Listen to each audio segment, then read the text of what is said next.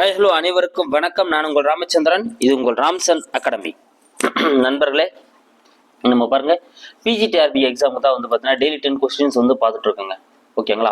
அதில் இன்னைக்கு தமிழ் கொஸ்டினில் நம்ம 7வது கொஸ்டின் தான் நம்ம வந்து பார்க்க போகிறோம். ஸோ கிட்டத்தட்ட இன்னைக்கான 70 அல்லது எனக்கு தெரிஞ்ச ஒரு 80 அல்லது 90 கேள்விகளில் வந்து நம்ம உள்ளாடிக்க நம்ம கேட்டிருப்போம். ஸோ அது உங்களுக்கு ரொம்ப பயனுள்ளதாக வந்து இருந்திருக்கும். ஸோ இந்த வீடியோ கண்டினியூவாக பார்த்துன்னு வரவங்களுக்கு தெரியுங்க. ஓகேங்களா? ஸோ கேஸ் நம்ம இன்னைக்கான 10 கொஸ்டின்ஸ்குள்ளே போகலாம் வாங்க. ஸோ நம்ம சேனலுக்கு அதுக்கு முன்னாடி யாரும் புதுசாக வந்தால் நம்ம சேனலையும் சப்ஸ்கிரைப் பண்ணிக்கங்க. கூடவே பக்கத்தில் இருக்கிற பெல் பட்டனை கிளிக் பண்ணி நோட்டிஃபிகேஷன் ஆல் அப்படின்றதையும் கொடுத்துங்க. அப்போ தான் நம்ம போடுற வீடியோஸ் உடனடியாக உங்களுக்கு வந்துட்டு இருக்கும். சூப்பர். ஃபர்ஸ்ட் கொஸ்டின் பாருங்க. ஃபர்ஸ்ட் கொஸ்டின் பார்க்கறதுனால லாஸ்ட் வீடியோவில் நம்ம ஒரு கேள்வி கேட்டிருந்தோம். அதுக்கான ஆன்சர் கொடுத்துட்டு வந்துடும் பாருங்க.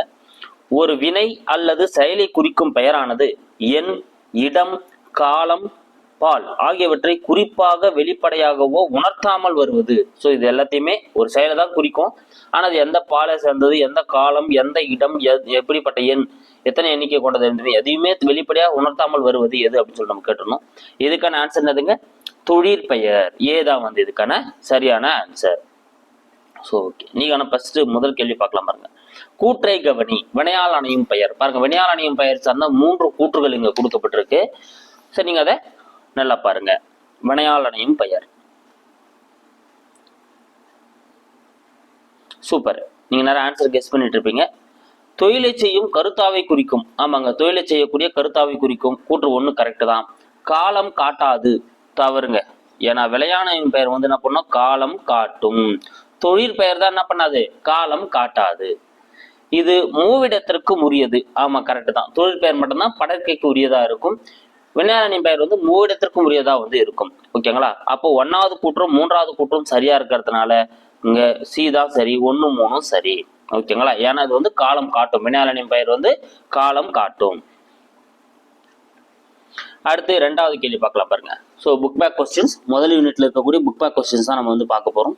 ஸோ ஏன்னா ஒன்று கூட விடக்கூடாது அப்படின்றதுனாலதான். மெத்த வணிகலன் என்னும் தொடரில் தமிழழகனார் குறிப்பிடுவது. மெத்த வணிகலன் அப்படின்ற தொடர்ல தமிழழகனார் வந்து எதை குறிப்பிடுறாரு அப்படின்னு வந்து பாத்தீங்கன்னா, சூப்பர். இதுக்கான ஆன்சர் என்னதுங்க? வணிக கப்பல்களும் 50 காப்பியங்களும். வணிக கப்பல்களையும் 50 காப்பியங்களையும் தான் அவர் என்ன பண்றாருங்க? குறிப்பிடுறாரு. அடுத்து, காய்ந்த இலையும் காய்ந்த தோகையும் நிலத்துக்கு நல்ல உரங்கள். இத்தொடரில் அடிகோடிட்ட பகுதி குறிப்பிடுவது. பாருங்க, காய்ந்த இலையும் காய்ந்த தோகையும் நிலத்திற்கு வந்து நல்ல உரங்கள் பா. இத்தொடரில் அடிகோடிட்ட பகுதி குறிப்பது டேஷ். சூப்பர். இதுக்கான ஆன்சர் என்னதுங்க? சருகும் சண்டும். Very good. என்னதுங்க? சருகும் சண்டும் அப்படின்றதா வந்து இது. ஏன்னா சருகு அப்படின்னா என்னதுங்க? காய்ந்த இலை. சண்டு அப்படின்னா காய்ந்த தோகை. ஓகேங்களா? அப்ப சருகும் சண்டும் அப்படின்றதா வந்து இதுக்கான சரியான ஆன்சர். ஸோ டி தான் வந்து இதுக்கான சரியான ஆன்சர். அடுத்து, எந்தமிழ்னா என்பதை பிரித்தால் எவ்வாறு வரும்? எந்தமிழ்னா என்பதை பிரித்தால் எவ்வாறு வரும்?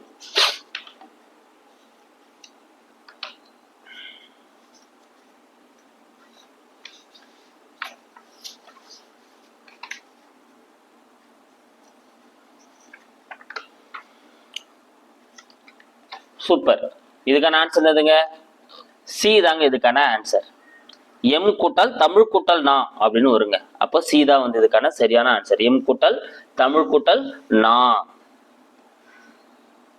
அடுத்து, கேட்டவர் மகிழிய பாடிய பாடல் இது. கேட்டவர் மகிழ பாடிய பாடல் இது. இத்தொடரில் இடம்பெற்றுள்ள தொழிற்பெயரும் வினையாளனின் பெயர் முறையே. ஸோ கேட்டவர் மகிழ பாடிய பாடல் இது. இத்தொடர் இடம்பெற்றுள்ள தொழிற்பெயரும் வினையாளனின் பெயர் முறையே. சூப்பர். எதுங்க?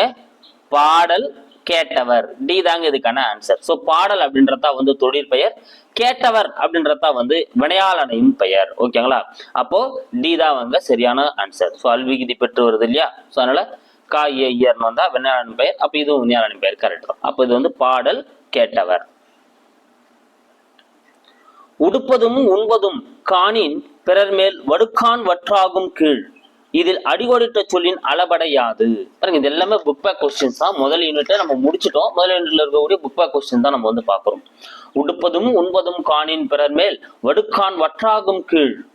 இக்குறட்பாவில் அடிகோடிட்ட சொல்லின் அளபடை. சூப்பர். எந்த அளபடைங்க இதில் இடம்பெற்றிருக்கு? இன்னிசை அளபடை. பி தாங்க இதுக்கான ஆன்சர். ஏன்பா? ஏன்னா இன்னிசை அளபடைனா என்னதுங்க? ஓசை குறையாத இடத்திலும் அந்த ஓசையை இது ஒரு கேட்கறதுக்கு நல்லா இருக்கிறதுக்காக என்ன பண்றாங்க, அந்த நெடில் எழுத்துக்கள் வந்து அளபெடுக்கும். அப்படி ஓசை குறையாத இடத்துல அளபெடுக்கிறதுனால தான் இது வந்து இன்னிசை அளபடை.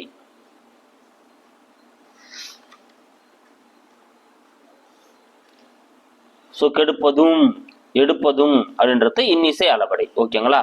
ஸோ ஈனு முடிஞ்சாதான் நம்ம என்ன சொல்லுவோம், சொல்லிசை அளபடை அப்படின்னு நம்ம வந்து சொல்லுவோம். செயலிசை அளபடை அப்படின்னா வந்து பார்த்தீங்கன்னா ஆ அப்படின்ற எழுத்து வந்து வந்திருக்கும். ஓகேங்களா? அதனால ஞாபகம் வச்சுக்கோங்க. தேனிலே ஊறிய செந்தமிழின் சுவைதேறும் சிலப்பதிகாரம் அதை என பாடியவர் யார்? தேனிலே ஊறிய செந்தமிழின் சுவைதேறும் சிலப்பதிகாரம் அதை என பாடியவர் யார்? தேனிலே ஊறிய செந்தமிழின் சுவைதேறும் சிலப்பதிகாரம் அதை ஊனிலே எம்முயிர் உள்ளளவும் நிதம் ஓதி உணர்ந்தேன் புருவோமே. சூப்பர். யாருங்க? கவிமணி தேசிய விநாயகம் பிள்ளை. பி தாங்க இதுக்கான ஆன்சர். ஸோ கவிமணி தேசிய விநாயகம் பிள்ளை தான் வந்து இதை பாடியிருப்பாரு. தேனிலே ஊறிய செந்தமிழின் சுவைதேறும் சிலப்பதிகாரம் அப்படின்னு பாடியவர் வந்து கவிமணி. அடுத்து 8வது கேள்வி பாருங்க. தேனினும் இனியனர் செந்தமிழ் மொழியே தென்னாடு விளங்குற திகழ்ந்தன மொழியே என பாடியவர் யார்? தேனினும் இனிய நற் செந்தமிழ் மொழியே தென்னாடு விளங்குற திகழ்ந்தன மொழியே என பாடியவர் யார்?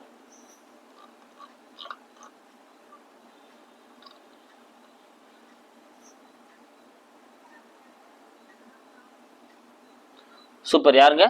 க நமச்சிவாயர். பி தாங்க இதுக்கான ஆன்சர். க நமச்சிவாயர். தேனினும் இனிய நற் செந்தமிழ் மொழியே தென்னாடு விளங்குற திகழ்ந்தன மொழியே என பாடியவர் யாருங்க? க நமச்சிவாயர். பி தான் வந்து இதுக்கான ஆன்சர். அடுத்து 9வது கேள்வி பாருங்க. எறும்பும் தன் கையால் என்சான் இதில் வரும் தமிழன் யாது? எறும்பும் தன் கையால் என்சான் இதில் வரும் தமிழன் யாது?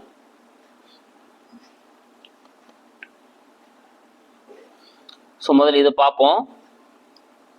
சானா 4, ரூனா 5, ஏனா 7, ஆனா 8ங்க. ஓகேங்களா? ஸோ இது நம்மளுக்கு முதல்ல தெரிஞ்சிச்சு அப்படின்னா எறும்பும் தன் கையால் என்சான். ஓகேங்களா? ஸோ அப்போ 8 அப்படின்ற எழுத்து தான் வந்து இங்க வந்திருக்கு. அப்போ இதுங்க ஆ தான் வந்து இதுக்கான சரியான ஆன்சர். ஓகேங்களா? அப்ப டி தான் இதுக்கான ஆன்சர். பொருந்தா இணை எது? ஸோ இங்க பாருங்க, பொருந்தா இணை. பொருந்தா இணை எது? கலைச்சொல். கலைச்சொல்ல இருந்து கேட்டிருக்கோம். பொருந்தா இணை எது? நீங்க நேரம் கெஸ் பண்ணிட்டு இருப்பீங்க. நான் ஒண்ணு ஒண்ணா சொல்றேன். ஹோமோகிராஃப். ஹோமோகிராஃப் அப்படின்னா ஒப்பெழுத்து. கரெக்ட் தான். மோனோலிங்கல். மோனோலிங்கல் அப்படின்னா ஒரு மொழி. ஓகேங்களா? ஒரு மொழி தான் கரெக்ட். கான்வர்சேஷன். கான்வர்சேஷன் அப்படின்னா என்னதுங்க? உரையாடல். கரெக்ட் தாங்க. கான்வர்சேஷன் அப்படின்னா உரையாடல். இதே டிஸ்கஷன் வந்தா கலந்துரையாடல். நல்லா ஞாபகம் வச்சுங்க. கான்வர்சேஷன்னா உரையாடல், டிஸ்கஷன் வந்தா கலந்துரையாடல். கன்சோனன்ட். கன்சோனன்ட் அப்படின்றது வந்து பாத்தீங்கன்னா உயிர் எழுத்து வரக்கூடாதுங்க, தவறு. கன்சோனன்ட் அப்படின்னா என்ன வரணும்? மெய் எழுத்து அப்படின்னு வரணுங்க. கன்சோனன்ட் அப்படின்னா மெய் எழுத்துன்னு வரணும். வவ்வல் அப்படின்னா தான் உயிர் எழுத்து. வவ்வல் அப்படின்னா தான் உயிர் எழுத்து. அப்ப டி தான் அங்க தவறா இருக்கு. அப்ப இதுக்கான ஆன்சர் என்னதுங்க? டி தான் இதுக்கான ஆன்சர். ஓகேங்களா? ஸோ பாருங்க 10 கொஸ்டின் நம்ம பார்த்துட்டோம். ஸோ வேகமா ஒரு ரிவிஷன் உங்களுக்கு நான் கொடுத்துட்றேன். வினையாளனின் பெயரோட கூற்று எந்த கூற்று தவறா இருந்தது? காலம் காட்டாதுன்னு வரக்கூடாது, காலம் காட்டுன்னு வரணும். அப்போ 1, 3 சரியா இருந்தது. மெத்த வணிகலன் அப்படின்ற தொழில தமிழகனர் எதை குறிப்பிடுறாரு? வணிகலனும் ஐம்பெரும் காப்பியங்களையும் குறிப்பிடுறாரு. காய்ந்த இலையும் காய்ந்த தோகையும் எதை குறிக்கிறானா? சருகும் சண்டும். எந்தமிழ்னா என்பது எவ்வாறு பிரியும் அப்படின்னா எம் கூட்டல் தமிழ் கூட்டல் 4 பிரியும். கேட்டவர் மகிழ பாடிய பாடல் எழுதி தொடர் இடம்பெற்றுள்ள தொழில் பெயரும் வினையாளனின் பெயர் முறையை வந்து பார்த்தோன்னா பாடல் மற்றும் கேட்டவர். உடுப்பதும் உண்பதும் காணின் பிறன் மேல் வடுக்கான் வற்றாகும் கீழ். இதுல வந்து என்ன அளபடை என்றுதுங்க? இன்னிசை அளபடை தான் வருது. தேனிலே ஊறிய செந்தமிழின் சுவைதேறும் சிலப்பதிகாரம் சொன்னவர் கவிமணி. தேனிலும் இனிய செந்தமிழே தென்னாடு விளங்குற திகழ்ந்தன மொழின்னு சொன்னவர் க நமச்சிவாயர். எறும்பு தன் கையால் என்சான் இதுல வந்துள்ள தமிழன் வந்து பாத்தீங்கன்னா 8. இதுல இது பொருந்தாம இருக்கு? கன்சோனன்ட் அப்படின்னு தான் பொருந்தாம இருக்கு. ஏன்னா அது வந்து மெய்யெழுத்துன்னு வந்திருக்கணும். ஸோ இந்த வீடியோக்கான உங்களுக்கான கேள்வி என்னன்னு பார்த்தீங்கன்னா, நாம் ஏன் தமிழ் காக்க வேண்டும் எனும் நூலின் ஆசிரியர் யார்? நாம் ஏன் தமிழ் காக்க வேண்டும் எனும் நூலின் ஆசிரியர் யார்? பாருங்க 4 ஆப்ஷன் இருக்கு. சேதுமணி மணியன், மா நன்னன், உதயசங்கர், கண்ணன். ஓகேங்களா? ஸோ இதுல எது ஆன்சர் வரும் அப்படின்றத நீங்க கமெண்ட்ல சொல்லுங்க. இல்ல நெக்ஸ்ட் வீடியோல வெயிட் பண்ணுங்க, நான் உங்களுக்கு அந்த வீடியோ இதுக்கான ஆன்சர் கொடுத்துறேன். ஓகேங்களா? ஸோ கைஸ் வெற்றிகரமா இன்னைக்கு நம்ம ஒரு யூனிட்டையே முடிச்சுட்டுங்க. ஸோ 10 கொஸ்டினா போட்டு ஒரு யூனிட்டே முடிச்சிருக்கோம். ஸோ ஒவ்வொரு வரியா எடுத்து உங்களுக்கு நான் கொடுத்துருக்கேன். கண்டிப்பா அது உங்களுக்கு மிகவும் பயனுள்ளதா வந்து இருந்திருக்கும். ஓகேங்களா? ஸோ நம்ம சேனலுக்கு யாரா புதுசாக வந்து நம்ம சேனலையும் சப்ஸ்கிரைப் பண்ணுங்க, லைக் பண்ணுங்க அண்ட் ஷேர் பண்ணுங்க. கூட பக்கத்தில் இருக்கிற பெல் பட்டனையும் கிளிக் பண்ணிக்கோங்க. அப்பதான் நம்ம போற வீடியோஸ் எல்லாமே உங்களுக்கு உடனடியாக வந்துட்டு இருக்கும். Thank you guys. அடுத்த வீடியோல வந்து நான் உங்களுக்கு சந்திக்கிறேன். எல்லாமே பிளேலிஸ்ட்ல இருக்குங்க. ஃபர்ஸ்ட் யாருன்னா இந்த வீடியோக்கு இப்பதான் பாக்குறீங்க அப்படின்னா 7வது வீடியோவை நான் தனி பிளேலிஸ்டே போட்டிருக்கேன். நீங்க அதுல போனீங்கன்னா இதனோட மொத்த வீடியோ நீங்க பார்க்கலாம். Thank you guys. அடுத்த வீடியோல நான் உங்களை சந்திக்கிறேன்.